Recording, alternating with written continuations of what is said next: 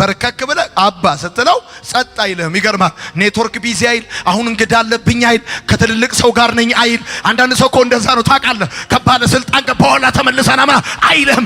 ማንም ሆን በጸለይክ ጊዜ ይሰማል። በቃ የስ ልጄ ሆይ ይላል። ቢዚ ያረግ አልኮል ይላተር ምናምን ያረግ በቃ ኤኒታይም ፋዘርስ የስ እየሰማው ነው ቀጥል ነው የሚል እየሰማው ነው ቀጥል ይላል። ይሰማል። አቶ በረባርጋሚ ይባል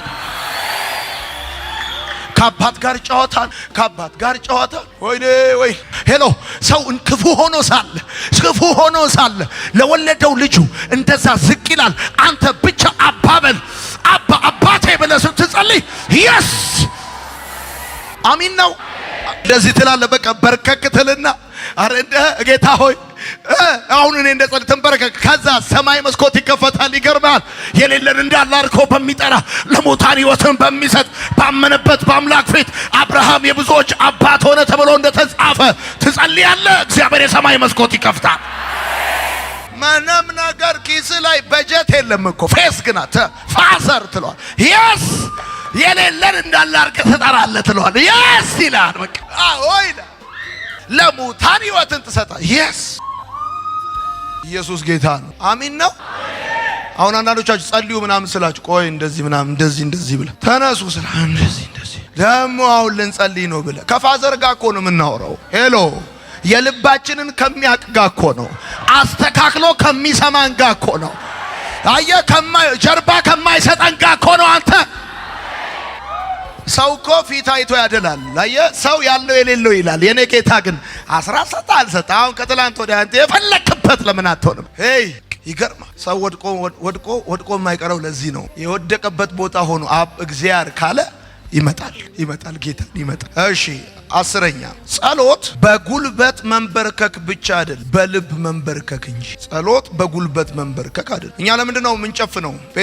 ቆንጤዎች የምንጨፍነው ምንም ሌላ የሚበተንም ዱቄት ምንም ነገር ስላለ አይደለም። ሲፎግሩ ነው እንደዛ ቢሉ። እኛ የምንጨፍነው አቴንሽን ለመሰብሰብ ነው። ሸቃባ መንፈስ እንዳይረብሸን ነው። በቃ ስንጸልይ ሰብሰብ አድርገን አሁን ይሄው ቀና ስንጸልይ አይናችን ይጨፍናል፣ አንገታችን ዝቅ እናረጋል፣ ፎከስ እናረጋል እንጂ በቃ ሸቃባ መንፈስ ሚያዛጋ ሚዘጋ ምናምን ፋዘር ቴንክ ዩ እንጨፍና ምንም ሌላ ፊዚክስ የለውም። አይን እንጨፍና አይናቸው ጨፍና በዚህ ጉዳይ እንኳን የኢትዮጵያን ሕዝብ ያሞኛሉ። አይን ጨፍና ይጸልያሉ ምናምን የስ አይን ጨፍና ምንጸልያው ፎከስ አቴንሽን ለመስጠት እንደ ኢትዮጵያ እኮ ይገርም። አይናችን ይጨፍና እንጸልያለና ጸሎት በጉልበት መንበርከክ ብቻ ሳይሆን በልብ መንበርከክ ነው። በልብ መንበርከክ ነው። ይሄው እንደዚህ መንበርከክ ብቻ በልብ መንበርከክ። አንድ ልጅ ነበር በጣም እየተንቀሸቀሸ እናትየው አስቸገራት በጣም ብድግ አረቀችና ቆጭ አረቀችው ወንበር ቆጭ ትንሽ ቆየና ያለ ምንድነው ስትለው በልቤ ግን ቆም ያለው እሺ አላት። አንዳንዱ ልጅ አሁን እዚህ የለም እኮ በልቡ ቆሟል፣ ቀጥ ብሎ ሄዷል። እቤት ነው ያለው። በልቡ እዚህ በእግሩ ነው ቁጭ ያለው፣ እንደዚህ ነው ቁጭ ያለው እንጂ በልቡ ሄዷል። በልቤ ግን አለ ሄጃለሁ እሺ፣ በልቤ ቆም ያለው እሺ አላት። ይሄ ጸሎት በጉልበት መንበርከክ አይደለም፣ በልብ መንበርከክ። ጻፍ 11ኛ ጸሎት 11 ነፃ የስልክ መስመር አይደለም። ነፃ የስልክ 994 886 ምናምን ነፃ የስልክ መስመር አይደለም። እንደው ብድግ እያልክ ምድን አይደለም። አንተና አባትህ እንድትነጋገሩ አየህ ኢየሱስ ዋጋ ከፍሏል። በካከለ ያለ እንትን ዋጋ ተከፍሎበታል። በነገራችን ላይ ይሁን እኔ መድኃኒት በርካሽ የምትገዙት መድኃኒቱ ርካሽ ስለሆነ አይደለም፣ ሌላ ዋጋ ስለከፈለበት ሌላ ከፍሎበት ነው። እሺ 12ኛ ጸሎት አይንን መጨፈን ብቻ ሳይሆን ልብን መክፈት። አንዳንድ ሰው አለ አይኑንም ልቡንም የሚዘጋ አንዳንድ ሰው አለ አይኑንም ልቡንም የሚዘጋ ሰው አለ። ጸሎት ግን አይንን መጨፈን ብቻ ሳይሆን ልብንም መክፈት ነው። እሺ 13ኛ ጸሎት ሸምድዶ መናገር አይደለም። ለምሳሌ የምግብ ጸሎት ይህን ማዕድ ስለሰጠና እናመሰግናለን። ባርከ ቀድሰ ለተራቡት ሁሉ ስጣቸው፣ በልተህ ለክብር እንድቆም እርዳን። አሜን። ፓም በቃ ምግቡን ይዘህ የሩጫው ደግሞ እንጂ ሩጫው ሆይ እናመሰግናለን፣ ክብር ላንተ ይሁን ኖ ይህንን በልተህ ለክብር እንድቆም እርዳን። ሰው በእግዚአብሔር ቃል እንጂ በተጋቢኖ ለክብሩ አይቆምም። በበያይነት ለእግዚአብሔር ክብር የቆመ ሰው የለም ምድር ላይ። ሰው በእግዚአብሔር ቃል ነው። በጥሬ ስጋ ለእግዚአብሔር ክብር የቆመ የለም። በእግዚአብሔር ቃል ሰው በእንጀራ ብቻ አይኖርም ተብሎ ተጽፏል። በእግዚአብሔር ቃል ነው ሰው ለእግዚአብሔር ክብር የሚቆመው እንጂ በልተህ ለክብር አሜን። 14ኛ ጸሎት ጭቅጭቅ አይደለም። ጭቅጭቅ እግዚአብሔር እንደወደደው ያደርግልሃል እንጂ አንተ እንደፈለከው አያደርግልህም። ጭቅጭቅ አይደለም። አንተ ካለህ አትበለው። እንኳን አንተ እንኳን እሱ አንተም አለ። አንዳንድ ሰው አለ በእውነት ወይ ውረድ ወይ ፍረድ እግዚአብሔር ሆይ ጨቀጨቅ ከእግዚአብሔር ጋር ተነቀነቅ በቃ የሆነ የመንግስት ግልበጣ ለማድረግ ሩብ ጉዳይ። ያንዳንድ ሰው ጸሎት አይደለም ጭቅጭቅ ነው። ልጅነት ይቀራብ እንደው አታይም እንደው እስከመቼ ነው ጭቅጭቅ ነው። ያንዳንድ ሰው ጸሎት ጭቅጭቅ አይደል። ጸሎት 15ኛ ቢሆንም ባይሆንም አይደለም ይሆናል 100% አም ሹር ቢሆንም ባይሆንም ጌታ ሆይ ቢሆንም ባይሆንም እርዳኝ። ለማንኛውም ኤኝ ጌታ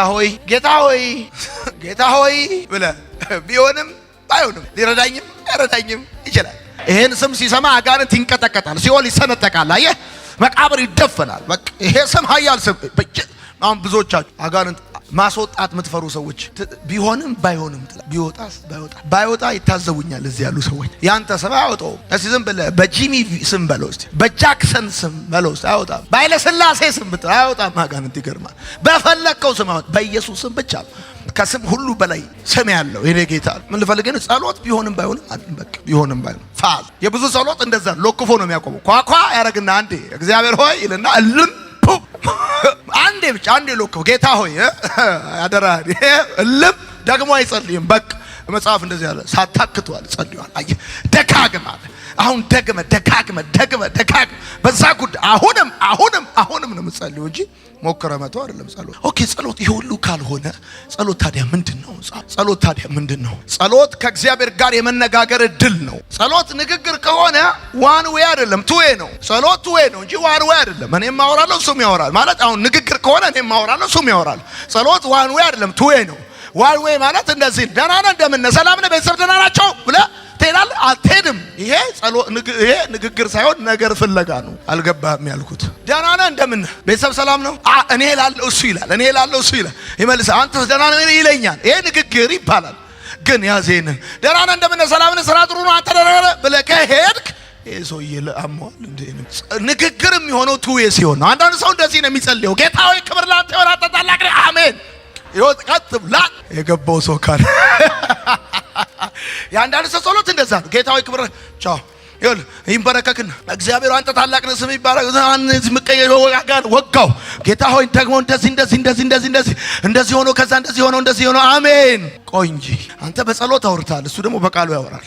አንተ በጸሎት አውርታል፣ አንቺ በጸሎት አውርተሻል፣ እሱ ደግሞ በቃሉ ያወራል። ሄሎ ቱ ዌይ ነው ጸሎት፣ ዋን ዌይ አይደለም። ያንዳንድ ሰው ጸሎት አይደለም፣ ነገር ፍለጋ ነው። እሺ ጸሎት ከእግዚአብሔር ጋር የመነጋገር ከሚስት ጋር በአንድ ቤት እየኖርክ አንነጋገርም ካልክ ጥሩ ህይወት ውስጥ እንዳልሆንክ ማሳያ ነው። ካልተነጋገራችሁ ጥሩ ህይወት ውስጥ እንዳልሆንክ ማሳያ ነው። ክርስቲያን ነኝ ግን ከእግዚአብሔር ጋር አንነጋገርም ትላለህ። ተዘጋግተናል እኮ እኛና እግዚአብሔር፣ ብዙዎቻችን እኛና እግዚአብሔር ተዘጋግተናል። ክርስቲያን ነን ግን ተዘጋግተናል። እንዲሁ ብቻ ምግብ ስንፈልግ ብቻ ልክ እንደ ይሄ ትንሿ እህት የለም ሳምጫ እንደሚል ጎረምሳ ምግብ ብቻ ስንፈልግ ክብር ላንተ የሆነ ወፈር ባለ ድምጽ ክብር ላንተ የሆነ እንደማለት ነው። እንደዚህ አልፎ እየገባ የምትቀመጥ ሰው ሁላ። እሺ እኔ በበኩሌ ስማኝ እኔ በበኩሌ ሳይነቅፍ በልግስና የሚሰጥ ጌታ ማቀው አንድ ብቻ ሳይነቅፍ ነው የሚሰጥ። ከእግዚአብሔር ጋር ብታወራ ይሻላል። ሰው 50 ብር ሊሰጠ 5,000 ብር ያወራል። ሰው 5,000 ብር ሊሰጠ 500,000 ብር ነው የሚያወራው። 600,000 ብር ያወራል። በቃ የ6 የ700 የ900,000 ብር ያወራል። ሁለተኛ ጸሎት እምነት ነው። ጸሎት ምንድነው? እምነት ነው። አትጸልይ ማለት አታምንም ማለት ነው። ደግሞ ይገርማል። ለማትችለው ነገር ብቻ ሳይሆን ለምትችለውም ነገር ነው ጸሎት። ጻፉ። ጸሎት እምነት ነው። ለማትችለው ነገር ብቻ አይደለም፣ ለምትችለውም ነገር ነው ጸሎት። ለምትችለው ማድረግ እምነት ነው ጸሎት። ትጸልያለህ ማለት ታምናለህ ማለት ነው። ፋዘር ትላለህ። ኢየስ አመሰግናለሁ፣ አንተ የኔ ኢኮኖሚ ነህ። አመሰግናለሁ። አሁን እግዚአብሔር አመሰግነዋል። እኔ ልበላ ስል ብቻ እየበላው አመሰግነዋለሁ። እንጀራውን ከፍ አደርገዋለሁ ወደ ላይ አመሰግናለሁ። እንጀራ ሰጠኝ፣ ልጆች ሰጠኝ፣ መሀል ላይ ቦሬ መሀል ሁሉ አመሰግናለሁ። ክብር ላይ አትጸልይ ማለት አታምንም። ትጸልያለህ ማለት ታምናለህ። ሶስተኛ በእግዚአብሔር ፊት መራቆት ነው ጸሎት። ልክ ለሐኪማችን ራሳችንን እንደምናራቁተው ራሳችንን እንደምናሳየው አሟችሁ ሐኪም ቤት ስትሄዱ ሐኪሙ ተኛ ይላል። ተኛ ከዛስ አውልቅ ይላል። አውልቅ ይልሻል። አየሽ መፍትሄ ይሰጠኛል ብለሽ ስለምታምኚ ራስሽን ለሐኪሙ ታራቁቻለሽ። አረ እኔ ስፓርታከስ የካፓው ሻምፒዮን ማን አባቱ ነው ሱሬን የሚያስፈታኝ ትላል አትልም። ውጋይ ነው የምትል ውጋኝ እንደዚህ ሁሉ በጣም ሰቅሶ ሲይዝ ራስን ታራቁታለህ ብለው ለሐኪሙ ሄደ። ገብቷል? ታራቁታል። አውልቅ ሲል ታውልቅ፣ ተኛ ሲል ተንፍስ፣ ወዶች በቃ ሴት ያለ ወንድ የለ ሕፃን ያለ ትልቅ የለ በቃ ስትያዝ ሐኪሙ መፍትሄ ይሰጠኛል ብላ ደግሞ ስማ። ለምሳሌ ሐኪሙ ጋር ሄደ እስቲ ምንድን ነው ያመኛል፣ ይቆነጥጠኛል፣ ይሸቀሽቀኛል፣ እንደዚህ ያደርገኛል፣ ይቆርጠኛል፣ ይፈልጠኛል፣ እንዲያርጎኝ ተነግረዋል። ይጽፋል፣ ይመረምራል፣ ሽንት ደምና ይወስዳል። ከዛ ተመርምሮ ሕክምናው ውጤቱ ሲመጣ የሚገርም ካንሰር ነው ያዘ ይላል። ሐኪሙ በሽታን ያደንቀዋል? አያደንቀው። ፓፓ አንተ ላይ ያለው እኮ ራስ ምታት አንተ ላይ ያለው እኮ ይሄ እኮ ልዩ እኮ ነው። ባይዘው ይሄ ዩኒክ በሽታ አያደንቀውም። ይገርማል፣ አያደንቀውም። እሱ ብቻ አይደለም፣ ሌላ ለምሳሌ እንደዚህ አይታዘብህም። ሐኪም እኮ አይታዘብህም። ታውቃለህ? እንዲያሞኝ፣ እንዲያርጎኝ፣ እንዲፈልጦኝ፣ እንዲቆርጦኝ ምናምን ስለ አሁን ሐኪም እንዲያሞኝ ስትለው አይታዘብህም። እንዴ አንተንም ያክል ሰው እንዴት እንዲያሞኛል ይላል። እኔን ካንተ አልጠብቅም። በጣም የሚያሳዝን ነገር ነው በእውነት። እንዲህ አይነት ነገር ካንተ አይጠበቅም አይልህም ሐኪም። እሱ ብቻ አይደለም፣ ሐኪም እንዲያረገኛል ብለኸው ህመምህን ነግረው ስታበቃ ለሰው አወራብህም። እሱ እኮ አይልህም። እንዲያመዋል ደም ያስተፋው አይልህም። አየህ፣ አንደኛ አለብኝ ብለህ የምትለውን ችግር አያዳንቀውም፣ አያጋንነውም። ሲቀጥል አይታዘብም። ሲቀጥል ለሰው አወራብህም። ልብስህን ያስወለቀ ሐኪም እንደዚህ ካደረገ ልብሱን ያወለቀልህ ሐኪም ከእንዴት ከዚህ ይልቅ ይሄኛው ሐኪም እኮ ልብስህን እኮ ነው ያስወለቀ። ያኛው ሐኪም ግን እኮ ልብሱን ያወለቀልህ የሞተልህ ሐኪም እኮ ነው። የነፍስ ሐኪም እኮ ነው። አንተ ይረዳሃል። የነፍስ ሐኪም ይረዳሃል። አይገርምም? ይረዳሃል። ዋው ምላ ይሄኛው እኮ አጠገብ ያለ እኮ ነው እሱ። ይሄ እኮ የሥጋ ሐኪም ነው። የነፍስ ሐኪም ገና ስታወራው ህመም ገና ስታወራው ብዙ ጊዜ ሐኪም እኮ ብዙ ሰው ታውቃለህ፣ ሄዶ ምንም ዳኒ ሳይስ ድኖ ይመጣል። ሐኪሙን ብቻ አውርቶ ተፈውሶ ይመጣል። ሐኪሙን ብቻ ምን አለ? አይ ምንም ብዙ አይደለም ይሻላል ነው ብሎኛል። ቆለጭ ሐኪም ቤት ደርሰው መጥተው በቆለጭ ድኖ ቁጭ ገና እኮ መድኃኒት አልወሰደም። ልክ እንደዚህ ነው ሰው የሥጋውን ሐኪም እንኳን አውርቶ የነፍስህን ሐኪም ደግሞ ስታወራው ትበርከክትልና ፋዘር ትለዋል። ልብ ተሰብሯል፣ ተጎድተሃል፣ ብዙ ሐዘን አለብህ፣ ሸክም አለብህ። ተንበርክከህ እኮ ነው የኔ ጌታ ደክሞኛል፣ ከፍቶኛል እያልክ እያወራሁ እያለ የዛው ጋር የደስታ መንፈስ፣ የሰላም መንፈስ አንተ በደንብ አድርገህ አሜን በል። ከተንበረከክበት ስትነሳ ቅልል ብሎ በቃ አዲስ ሆነ። ቀና ብለህ ችግር እንደተመለሰልህ፣ ጥያቄ እንደተመለሰ፣ ጉድለቱ እንደሞላ፣ ነገሩ እንደተስተካከለ እዚህ ቤት ጴንጤ የለም። አሜን በል አንተ። እንደዛ ጸሎት እንደዛ። አራተኛ ጸሎት የሰማይን ፍቃድ በምድር ነው። አባታችን ሆይ በሰማያት ስምህ፣ መንግስትህ፣ ፍቃድህ እንዲሁ በምድር ቤት እንደሆነች የትሁን። በምድር ትሁን ማለት እዚህ ቀበሌ ትሁን ማለት አይደለም። በእኔ ህይወት ትሁን ማለት በእኔ ህይወት ትሁን። አየህ ጸሎት የሰማይ ፍቃድ በምድር ነው። አምስተኛ ጸሎት ነገ ዛሬ ነው። ስማ የኔን ሁሌ ከዜና ሁሌ ከዓለም ነዋሴ ሁሌ ከኢቢሲ ሁሌ ከቢቢሲ እየሰማ ትችለዋለህ ወይ? በርከክ ካልክ ነገ ሊሆን ያለውን እግዚአብሔር ዛሬ ይነግርሃል። ዛሬ የሰማ ሰው ካለ አሜን ይበለኝ። ይነግራል ነገ ሊሆን ያለውን ለሚጸልዩ ሰዎች እግዚአብሔር አስቀድሞ ነገ ሊሆን የሚቀጥለው ዓመት ሊሆን ያለውን ከዛ ሊሆን ያለውን ይነግራል። ገና ከቤት ልትወጣ ስትል ጠዋት ጸልየ ልትወጣ ስትል ነው ግባ ወደ ቤት ይልሃል። አሁን በዚህ በኩል ልትሄድ ስትል ነው በዚህ በኩል ሂድ ይልሃል። ከዛስ ጠላት የሆነ ቀስ ሊወረውር ሲል አንተ